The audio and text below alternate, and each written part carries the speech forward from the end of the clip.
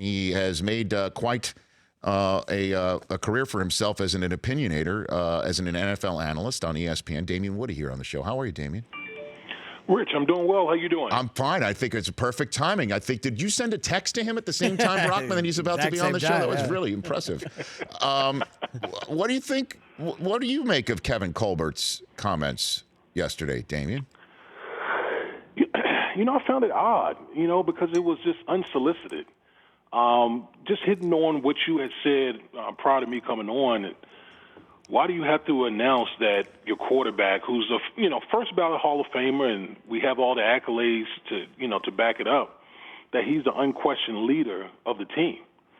It just seemed really odd to me. And the thing that really struck me about the whole conversation was the whole 52 kids thing. And as a former player, that struck a nerve with me because I'm thinking, does Marquise Pouncey think of himself as a little kid who's 29 years old, 7 Pro Bowls, 2 first-team All-Pros? I don't think he's a kid. What about Alejandro Villanueva, who served our country, as an Army Ranger, 30 years old, twice, 2-time Pro Bowler? So for a general manager to come out there, and I understand. I think that it was probably badly worded on his part, and I understand that he has to stick up for Ben Roethlisberger after what Antonio Brown said about him having the owner mentality. But when the locker room is a careful situation. You have to strike a careful balance when it comes to the locker room because usually players always view the front office as the enemy, quote unquote. And for you to come out here and back your quarterback up to that point. Guys in the locker room start looking at, they probably already have, start looking at Big Ben as like, wait a minute, are you one of us or are you one of them? And I think that, to me, even when Le'Veon Bell moves on and Antonio Brown, we all think he will move on, it still doesn't remedy all the problems that's been going on in that locker room. I agree. Damien. Now, obviously, wins will help all that, and Ben is he's as terrific as they come in the NFL, so you can't dispute that. My question for you is that do you think the answer is players in the locker room asking Ben how to get better, as Kevin Colbert suggested? Well, my thing is it up to Ben to critique guys on how to get better? So that's what the coaches are there for. Well, but we don't question that if Rodgers says something, right? Or Brady might say something. I mean, we don't question that, but we do with Ben. Well, I think it's also kind of funny that Antonio Brown comes out and says that Big Ben has this owner mentality. How many guys have run to Big Ben's defense? I haven't seen anybody. I haven't seen anybody on Twitter or any other type of social media platform or television to really come to Big Ben's defense in all of this. I find that very striking that we haven't heard from anyone as it relates to this AB Big Ben saga. It really makes you think, doesn't it? Yeah.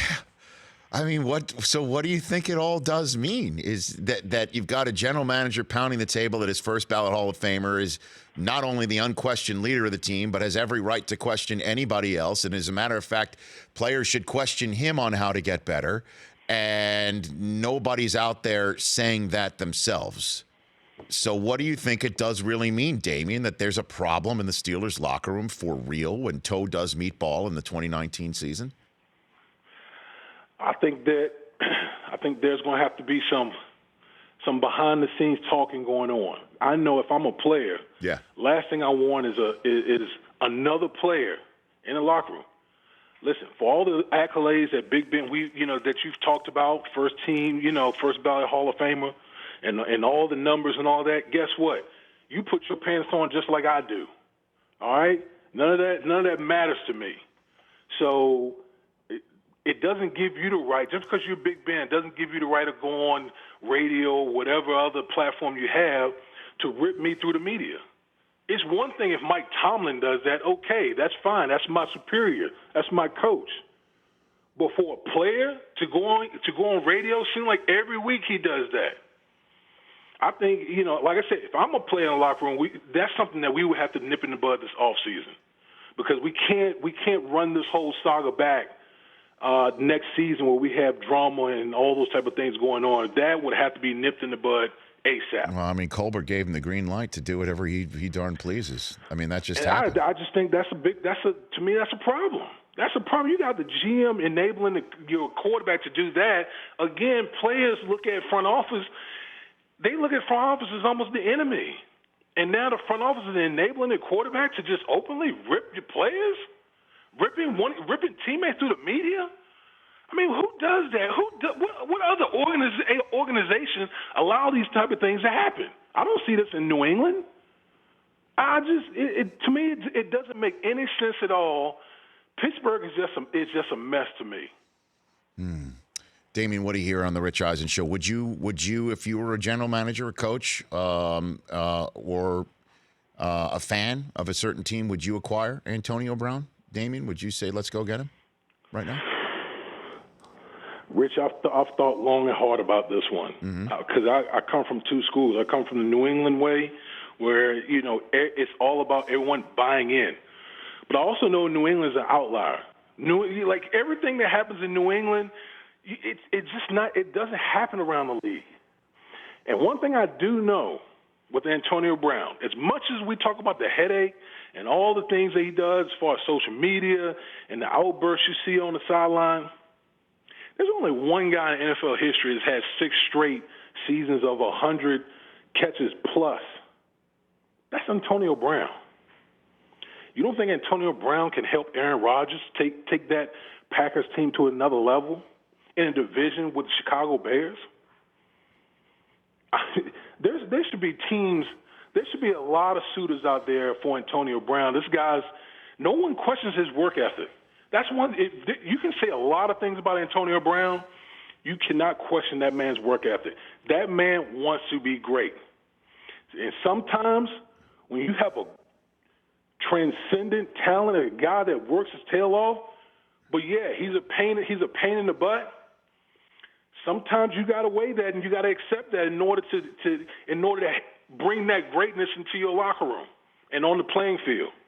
Because not every player are going to be choir boys. But the Packers at her spot, you'd say you'd take a shot at it. Because I guess 12 could look at him and say, this is the way we do it here, even if they have a new head coach. Or San Francisco might not be ready to win a Super Bowl right now. And you have to understand, too, he wants guaranteed money. So when he does put up the numbers that we know he'll put up, he's going to want some sort of guaranteed contract if he already doesn't have it. Like that's the sort of stuff that also has a problem with the locker room. Certainly if he comes in and guys who've been waiting to get paid, watch him get paid. Right, Damien? I mean, that's an issue, too, you got to factor in. But you know what? At the same time here, Rich, not everyone is Antonio Brown. There's a pecking order. That's just the way. The NFL is a meritocracy, okay? Not many guys. There's no one in the NFL that has the numbers that Antonio Brown has. So it might not be fair, but that's just what it is. So you're waiting to get paid. Let's just say, Damien Woody, you're waiting to get paid. And the team has been putting it off, saying, we'll get to you. And then they acquire a guy who walked out on his team in Week 17 by all accounts, and we're going to start paying him much more than we thought you'd even get paid. You wouldn't have a problem with that because it's a meritocracy?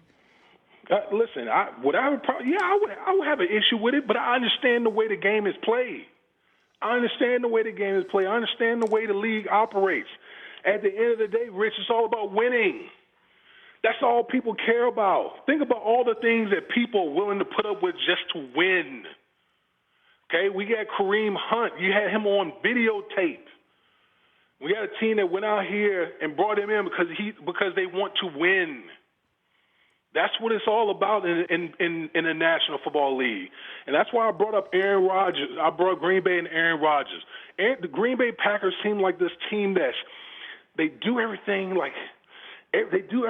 so right. Mm-hmm. They do everything so right. They don't really go on free agency like that. They want to be home. They want to draft homegrown talent and so on and so forth. Well, guess what? The Chicago Bears are here. The Minnesota Vikings are here. Okay? You went from Brett Favre to Aaron Rodgers.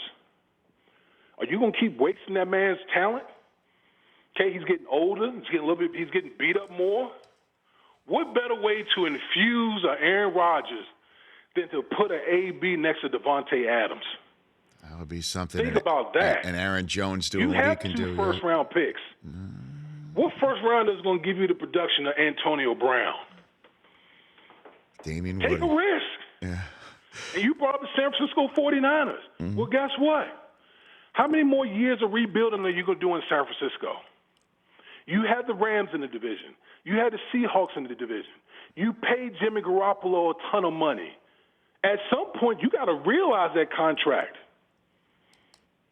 Damien, love the chat. Love your work. Let's do this again real soon. Looking forward to it. Thanks again. That's Damien Woody. You can check him out on ESPN. The Rich Eisen Show, weekdays at noon Eastern on Audience.